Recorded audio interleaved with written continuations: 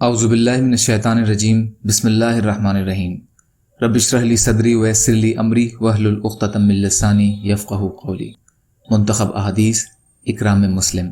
حضرت انس رضی اللہ تعالی عنہ فرماتے ہیں کہ میں نے رسول اللہ صلی اللہ علیہ وسلم کو یہ ارشاد فرماتے ہوئے سنا، بہت سے پراگندہ بال، گردآلود، پرانی چادروں والے لوگوں کے دروازوں سے ہٹائے جانے والے اگر اللہ تعالیٰ کے بھروسے پر قسم کھا لیں تو اللہ تعالیٰ ان کی قسم کو ضرور پورا فرما دیں۔ طبرانی مجمع الزوائد۔ فائدہ: اس حدیث شریف کا مقصد یہ ہے کہ اللہ تعالیٰ کے کسی بندے کو میلا کچیلا اور پراگندہ بال دیکھ کر اپنے سے کمتر نہ سمجھا جائے، کیونکہ بہت سے اس حال میں رہنے والے بھی اللہ تعالیٰ کے خاص بندوں میں سے ہوتے ہیں۔ البتہ واضح رہے کہ حدیث شریف کا مقصد پراگندہ بال اور میلا کچیلا رہنے کی ترغیب دینا نہیں ہے۔ معارف الحدیث۔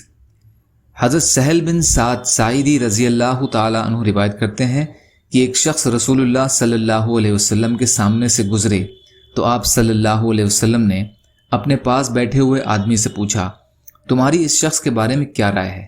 انہوں نے عرض کیا، معزز لوگوں میں سے ہیں، اللہ تعالیٰ کی قسم اس قابل ہیں کہ اگر کہیں نکاح کا پیغام دیں تو قبول کیا جائے اور کسی کی سفارش کریں تو سفارش قبول کی جائے۔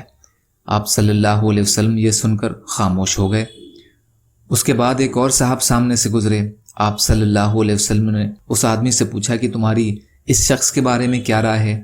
اس آدمی نے عرض کیا، یا رسول اللہ، ایک مسلمان فقیر ہے، اگر کہیں نکاح کا پیغام دے تو قبول نہ کیا جائے، کسی کی سفارش کرے تو قبول نہ کی جائے، اور اگر بات کہے تو کوئی اس کی بات ہی نہ سنے۔ آپ صلی اللہ علیہ وسلم نے ارشاد فرمایا، اگر اس پہلے شخص جیسے ساری دنیا بھر جائے تو بھی ان سب سے یہ شخص بہتر ہے۔ بخاری شریف۔ یا اللہ ہم سب کو کہنے سننے سے زیادہ عمل کی توفیق عطا فرما۔ یا اللہ مظلوموں کی مدد فرما، ہم سب کو اپنی استطاعت کے بقدر اپنا حق ادا کرنے والا بنا۔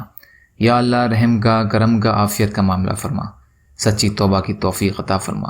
جو پریشان حال ہیں ان کی پریشانیوں کو دور کر دیجیے، جو بیمار ہیں انہیں صحت عطا فرمائیے، جو قرض میں ہیں ان کے قرضوں کو ادا کرا دیجیے۔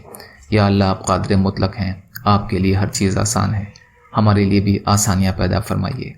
یا اللہ ہر خیر کی چیز میں برکت عطا فرمائیے۔ یا اللہ ہم سب کو ہر شر کی چیز سے محفوظ فرما دیجیے۔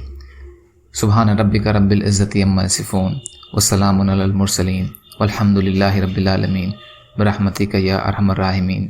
لا الہ الا اللہ محمد رسول اللہ۔ السلام علیکم۔